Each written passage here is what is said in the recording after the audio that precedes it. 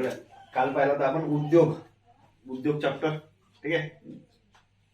तर सगळं पाहिलं. पहिलं औद्योगिक धोरण 1948, दुसरं 1956, ठीक आहे. त्यानंतर आपण 70चं 73, 70 मध्ये परवाना, 73 मध्ये अजून औद्योगिक संयुक्त परवानगी दिली होती. फेरा ऍक्ट, फेमा पाहिला. त्यानंतर आपण पाहिलं होतं 77चं जिल्हा उद्योग केंद्र. त्यानंतर नवीन औद्योगिक धोरण, त्याच्यात काय केलं होतं, लायसन राज खतम केला होता. 5 असे उद्योग आहे सध्या ज्याच्यासाठी परवानगी गरजेची आहे, आणि 2 असे उद्योग आहेत जे फक्त गव्हर्नमेंट करू शकते, ठीक आहे.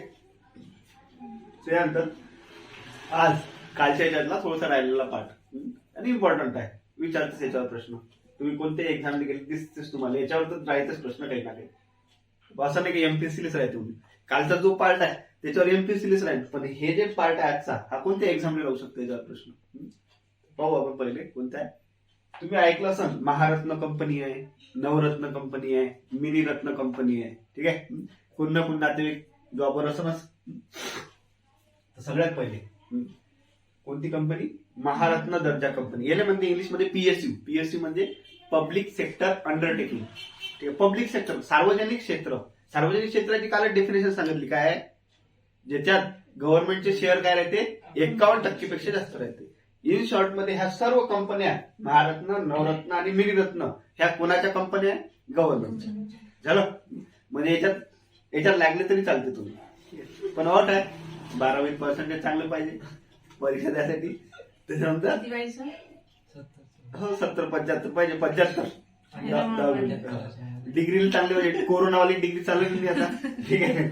असो, तो एक मोठा प्रॉब्लेम आहे तुमच्यासोबत. सब्जेक्ट बॅक नसला पाहिजे डिग्रीले सब्जेक्ट बॅक तुमच्या तोंडावरून दिसून राहिले असं म्हणून. तर पहा ना, महारत्न दर्जा कंपन्या पाहू आपण. मग पगार नाही त्याच्यात काही टेन्शन नाही. कधी लक्षात घ्या, वर्ष विचारते. महारत्न दर्जा म्हणजे कंपन्याला महारत्न दर्जा द्यायचं हे धोरण किंवा हे पद्धत केव्हापासून सुरू झाली, 2010. नवरत्न दर्जा आणि मिनीरत्न दर्जा हा दर्जा देण्याची पद्धत कधीपासून सुरू झाली, 1997.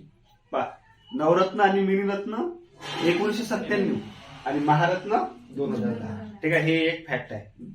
त्यानंतर पहा, जर समजा गव्हर्नमेंटची एखादी कंपनी आहे, तर तिला कशाचं स्टेटस पाहिजे, महारत्नाचं म्हणजे महारत्नाला तिला दर्जा पाहिजे, तर त्याच्यासाठी काही निकष असले पाहिजे. तर पहा, कोणते निकष दिलेले आहेत. निकष म्हणते मागील 3 वर्षात, म्हणजे आता मागच्या 3 वर्षात ते कंपनी नाही काय, तिचा निव्वळ नफा 2500 कोटी असायला पाहिजे. किती कोटी असायला पाहिजे, 2500. तर हे ऑब्लिक मध्ये 5000 कोण लिहिलं, तर बा हे सोर्स असते ऑथेंटिक. तर बा समजा जे पुस्तक आहे एमपीएससी रंजन कोळंबेचं, त्याच्यात किती दिलेला आहे, निव्वळ नफा 2500 कोटी. पण या वर्षीचं जे करंट अफेअरचं पुस्तक आहे युनिकचं, त्याच्यात त्याने किती दिलेलं आहे, 5000 कोटी. दोन्ही लक्षात ठेवता. पहा, निव्वळ नफा किती असायला पाहिजे, 2500 कोटी, ठीक आहे. निव्वळ मूल्य नेटवर्थ ज्याला म्हणते, एखाद्या कंपनीचं नेटवर्थ किती असायला पाहिजे, बा इथं दिलेलं आहे किती, 10,000 कोटी. हे 10,000 कोटी रंजन कोळंबेनुसार आणि करंट अफेअर नुसार किती आहे, 15,000 कोटी, ठीक आहे. मी दोन्ही लिहून ठेवली. टर्न ओव्हर उलाढाल, हे कंपनी एका वर्षात उलाढाल किती कोटीची करते. जर मागील 3 वर्षात जर त्या कंपनीने किती दरवर्षी 20,000 कोटी किंवा 25,000 कोटीची जर उलाढाल करत असेल, तर ते कंपनी कोणती आहे, झालं क्लिअर. म्हणजे एखाद्या कंपनीने महारत्नचा जर स्टेटस पाहिजे असेल, तर तिनं मागच्या 3 वर्षात नफा किती कमवायला पाहिजे, 2,500 कोटी. नेटवर्थ असायला पाहिजे 10,000 कोटी आणि उलाढाल टर्नओव्हर असायला पाहिजे तिथं 20,000 कोटी. 3 गोष्टी लक्षात ठेवायच्या, ठीक आहे. करंट अफेअर नुसार हे 3 आहे. हो आता पेपर मध्ये झाला तर कोणतं उत्तर देते एमपीएससी, चुकल्यावर काय होणार नाही. हो ना, ठीक आहे. वेट अँड वॉच, ठीक आहे. याच्यापैकी कोणता ऑप्शन राहिला, ते फायदा. याचा एखाद्या कंपनीला महारत्नाचा जर दर्जा भेटला, तर त्या कंपनीला फायदा कसा फायदा होते, तर पहा सगळ्यात बेसिक आहे. ते काय करू शकते, तिच्या व्यवसायाचा विस्तार करू शकते. मेन काय, सरकारच्या परवानगीशिवाय, गव्हर्नमेंटच्या कंपन्या हिने काही करायचं असेल तर काय करायला, गव्हर्नमेंटची परवानगी घ्यायला लागणार. परंतु महारत्नाचा जर दर्जा भेटला तर सरकारच्या परवानगीशिवाय एकाच प्रकल्पात कोणत्या एका प्रकल्पात किती 5,000 कोटी किंवा नेटवर्कच्या 15% गुंतवणूक करू शकतो. नेटवर्क जेवढा आहे समजा किती आहे 10,000 कोटी, तर त्याच्या किती 15%. काय म्हटलं इले फायदा काय होते, कोणते सरकारच्या परवानगी घेण्याची गरज नाही आहे. कोणता एक प्रकल्प तिनं निवडाचा आणि किती हजार कोटी 5,000 कोटी किंवा निव्वळ मूल्याच्या नेटवर्कच्या किती 15% गुंतवणूक करू शकते. क्लिअर. त्या किती कंपन्या आहे मग महारत्न, टोटल किती कंपन्या आहे 11. ठीक आहे. आता जुने जर पुस्तकं पाहिले तुम्ही त्यात दिले 8, त्याचं बरोबर आहे. परंतु आता या मागच्या कोरोनाच्या काळात 2 वाढल्या आणि आता 1 वाढली, तर त्याच्यानं किती झाल्या 11. ठीक आहे.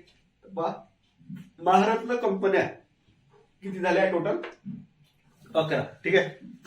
कोणत्या कोणत्या आहेत आपण, ONGC oil and natural gas corporation, NTPC national thermal power nuclear thermal power plant जे असतं ते संबंधित, IOC ऑइलशी संबंधित इंडियन ऑइल, सेल गेल steel authority of India limited, gas authority, Bharat heavy electricals limited. ठीक आहे. भेल सगळ्यात मेन कंपनी हे इंडियन गव्हर्नमेंट भेल. ठीक आहे.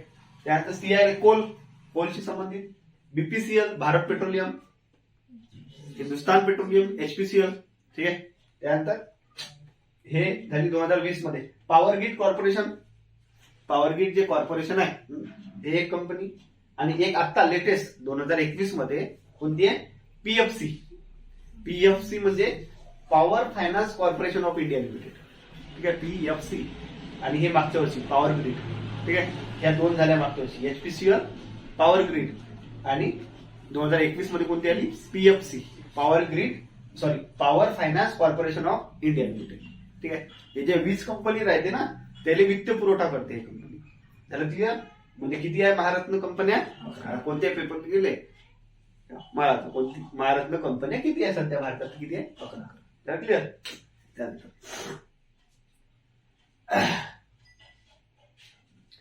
नवरत्न कंपन्या किती आहे, नवरत्न दर्जाच्या कंपन्या.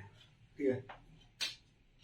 बहुतेक 13 झाल्या असत, कारण ह्या ज्या 3 आहेत ह्या इथे गेल्या ना, तर हे 13 मी लिहिलं इथं 16, पण एक फॅक्ट इथे भेटू शकते तुम्हाला 13 आहे ह्या कंपन्या. ठीक आहे.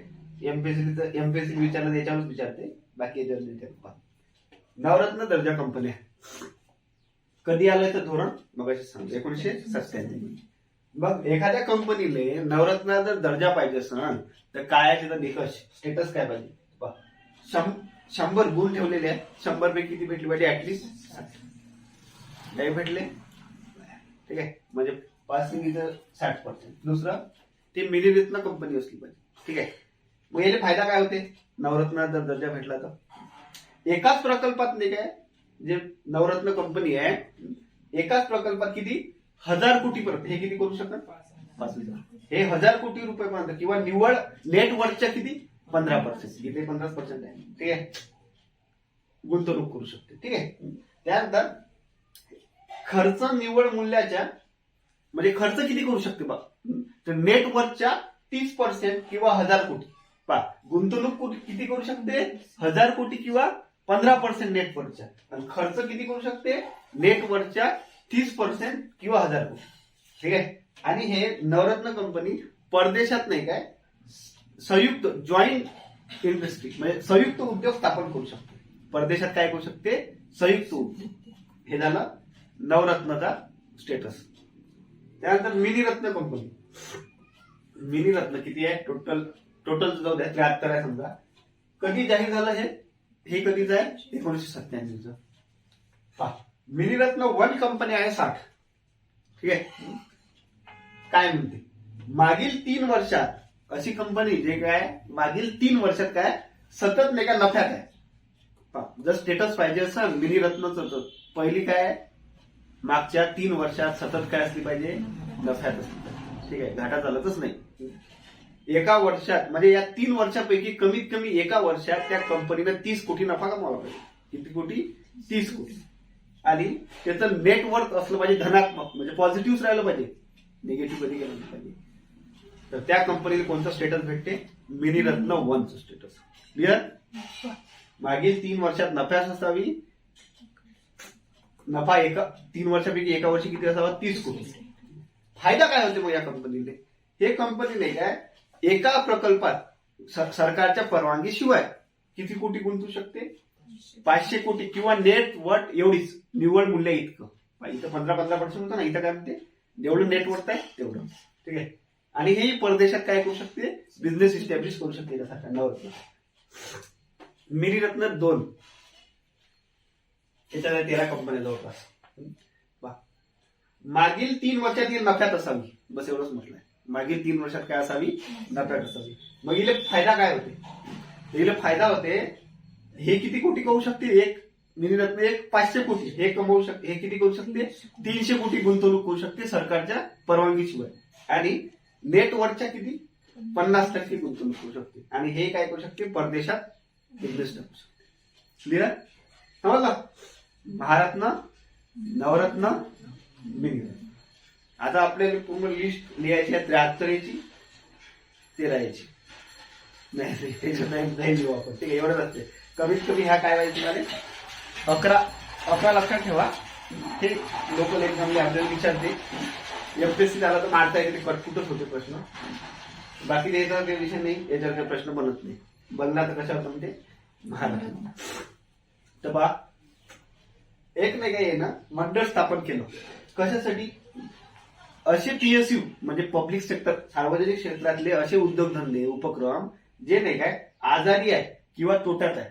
आजारी म्हणजे ते का कोरोना झाला का त्या बिझनेसले आजारी समजते ना. इकडे आहे मी लिहिलंय औद्योगिक आजारपणा काय म्हणते ते पाहून नंतर. आजारी आहे, एक तर बिझनेस काय झालाय? कोरोना झालाय किंवा तो काय सतत तोट्यात आहे.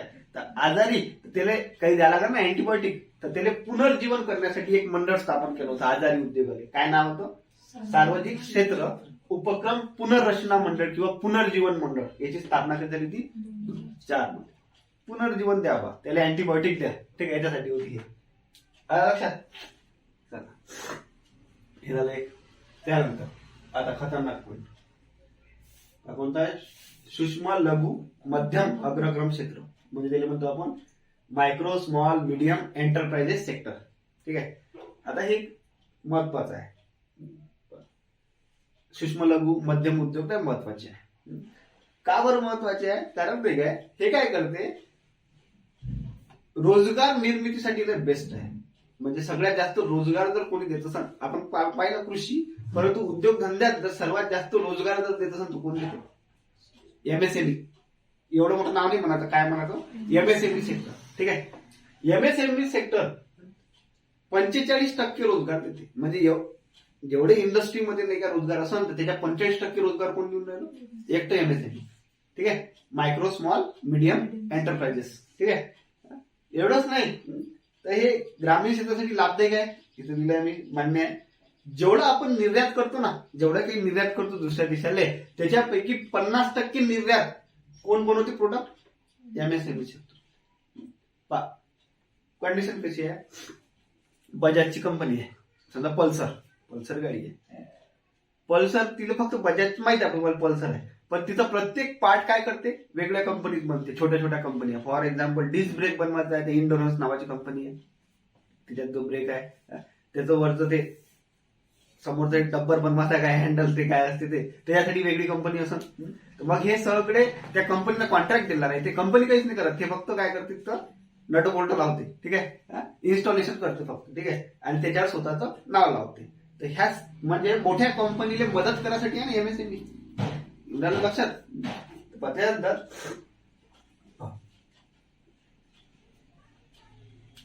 सगळ्यात पहिले तर बॅकग्राऊंड जर पाहिलं आपण, तर जेव्हा भारत स्वतंत्र झाला 1948 मध्ये, तेव्हा आपण एक वर्गीकरण केलं. मोठे उद्योग कोणते, लघु उद्योग कोणते. ठीक आहे.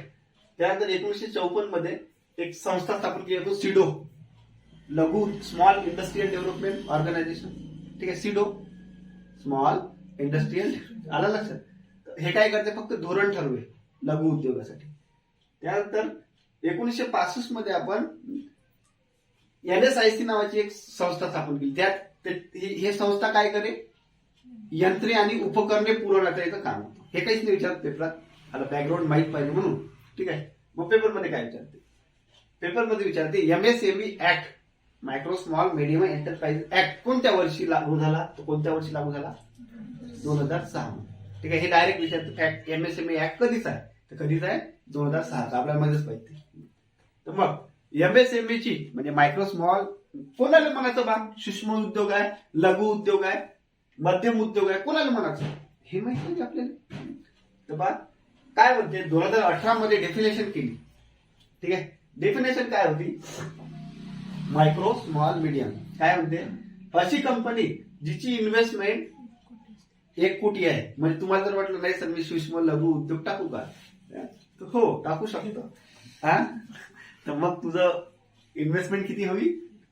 1 कोटी. किती पाहिजे? मायक्रो, ते बी मायक्रो बिझनेस साठी तुमचा किती? 1 कोटीची इन्व्हेस्टमेंट पाहिजे. तुम्ही टाकता 50,000 धंदा, 4-5 सामान आणले ते मध्ये असे डबले काय होते तुझं चालले फिरायले. ठीक आहे, ते त्याला सूक्ष्म उद्योग म्हणत नाही. ठीक आहे, आणि गावात एक फेमस उद्योग, गावात सर जे धंदे चालते मग ते कुटीर उद्योग आहे. कुटीर है ना, कुटीरपणा. तर टर्नओव्हर चुकल्या उद्योगी आहे काही गावात. तर पहा त्याचं इन्व्हेस्टमेंट किती आहे? 1 कोटी आणि टर्नओव्हर किती राहते? 5 कोटी. ठीक आहे, टर्नओव्हर तुमचा वर्षाचा किती पाहिजे? 5 कोटी रुपये पाहिजे. जमला? त्याला काय म्हणते? सूक्ष्म, थोडी सूक्ष्म होईल. ठीक आहे, आपल्या पुऱ्या फॅमिलीचे जरी पैसे जमा केले तरी 1 कोटी भरत नाही. प्रॉपर्टी याचा प्लॉट त्याचा प्लॉट तरी जमा केला तर आपले प्लॉट राहते मग दूर. स्मॉल इन्व्हेस्टमेंट किती पाहिजे? स्मॉलचं स्टेटस भेटायसाठी तुम्हाला 10 कोटी.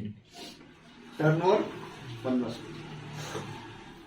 मीडियमचं स्टेटस भेटायसाठी तुमची इन्व्हेस्टमेंट किती पाहिजे? 50 कोटी.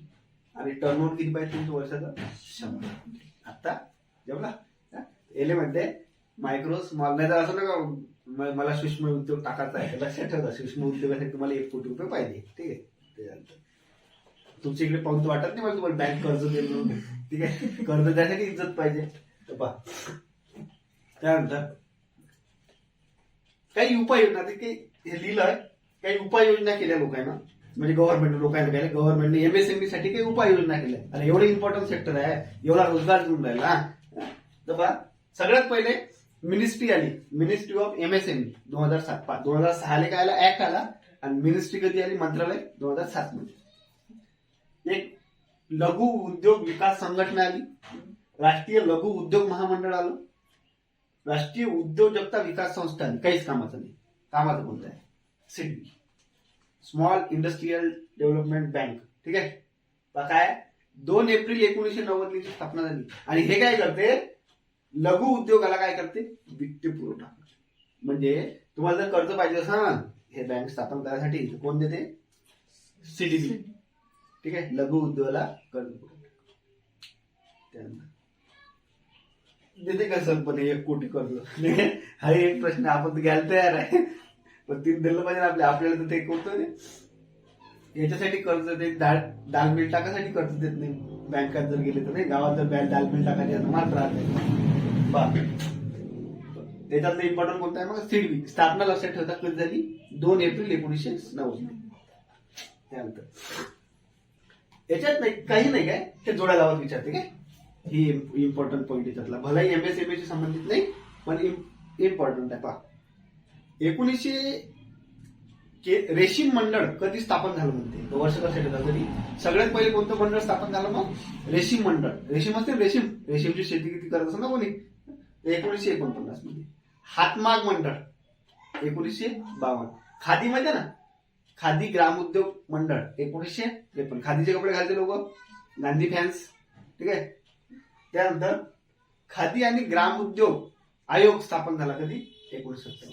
याची तुम्हाला वर्ष कामाची पडते जोड्या लावा. ठीक आहे, रेशीम मंडळ 1949, हातमाग मंडळ 1952, खादी ग्रामोद्योग 1953 आणि खादीशी संबंधित आयोग कधी आला? 1957. ठीक आहे, आता याच्यात काही शिकवण्यासारखं आहे नाही म्हणून फॅक्च्युअल गोष्टी आहे सगळ्या. पहिले कसं इथपर्यंत सांगून विषय संपून जाय, दुसरं टॉपिक लागेल. पण आता जसं एमपीसी आहे ते काही विचारत पाहिजे ना, फॅक्ट वर्षच विचारते, डोळ्यात लावा म्हणते. मग त्यासाठी आपल्याला या सगळ्या गोष्टी वाचून असल्या आठवते मोठी. त्यानंतर एमएसएमई संबंधित समित्या ज्या आहेत, कोणत्या कोणत्या समित्या आल्या? सगळ्यात पहिले कोणती आली? कर्वे समिती. 1955. त्यानंतर आली नायर समिती 1993. हिनं काय म्हटलं, आरबीआयनं म्हणे कर्ज देताना लघु उद्योगांना काय द्यायचं, प्राधान्य द्यायचं. ठीक आहे. त्यानंतर आली आबिद हुसेन समिती, आबिद हुसेन 1995. आणि महत्वाची समिती SP गुप्ता समिती 1999. हिनं सांगितलं त्रिस्तरीय असायला पाहिजे म्हणजे काय काय, सूक्ष्म, लघु आणि मध्यम. फक्त लघुवरच भर नका देऊ, तर काय करा, सूक्ष्म, लघु आणि मध्यम 3 त्रिस्तरीय असायला पाहिजे. हे दिसून राहिलं आपल्याला तिचं स्टेटस. त्यानंतर मग हे ऍक्ट कधी बनला, हे आहे ना 2006 मध्ये ऍक्ट बनला. एक कमिटी होती कोणती, अर्जुन सेन गुप्ता समिती 2004 मध्ये आली. त्या अर्जुन सेन गुप्ता समितीनं हे अर्जुन सेन गुप्ता समितीने काय केली, 2004 मध्ये शिफारस केली. ठीक आहे. आणि त्या शिफारसीने काय आलं, MSME ऍक्ट काय झाला. त्यानंतर आता 2019 मध्ये MSME संबंधित अभ्यास करण्यासाठी आरबीआयने कोणती समिती स्थापन केली होती, UK सिन्हा समिती 2019. ठीक आहे. प्रश्न बनला याच्यावर आणि याच्यावर बनू शकतो UK सिन्हा, बाकी काही नाही, बाकी कायचा प्रश्न नाही. एक योजना तुम्ही पाहिली असेल, मुद्रा योजना, है ना. मुद्रा योजना ऐकलं असेल ना, बँक कर्ज देते. काय आहे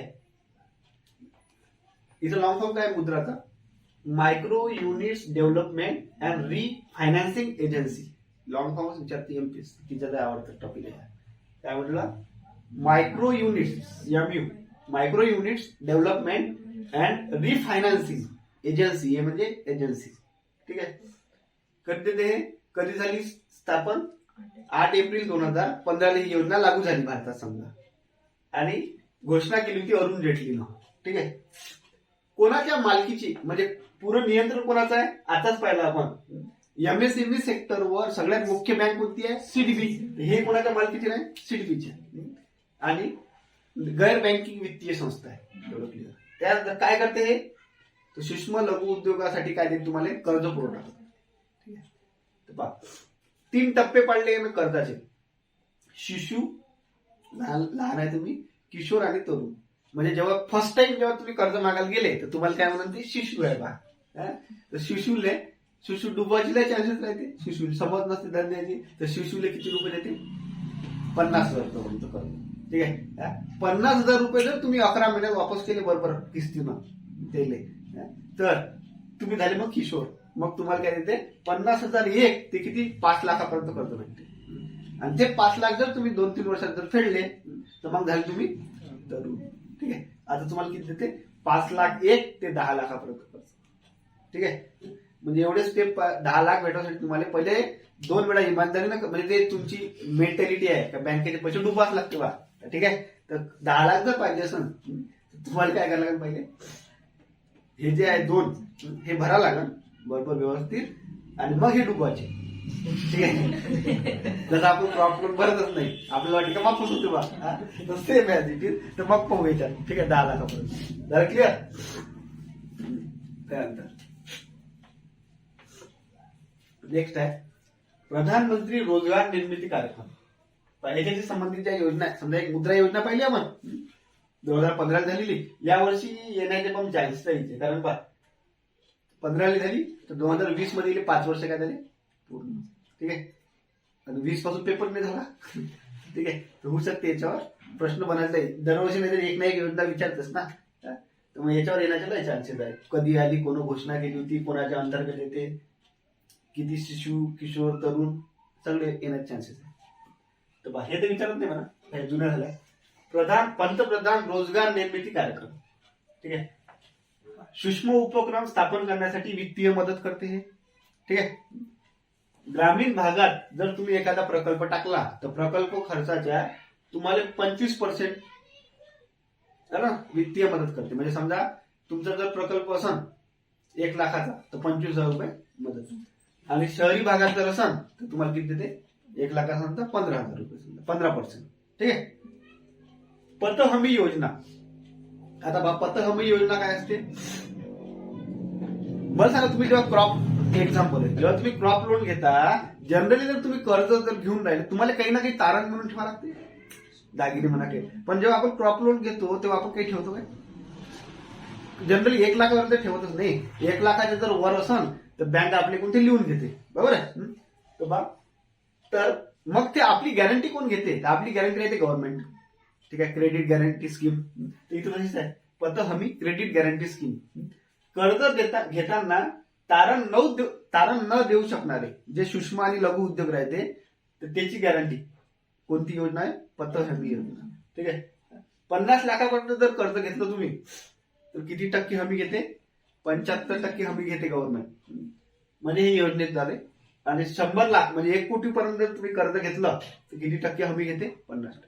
गव्हर्नमेंट आम्ही हमी घेतो.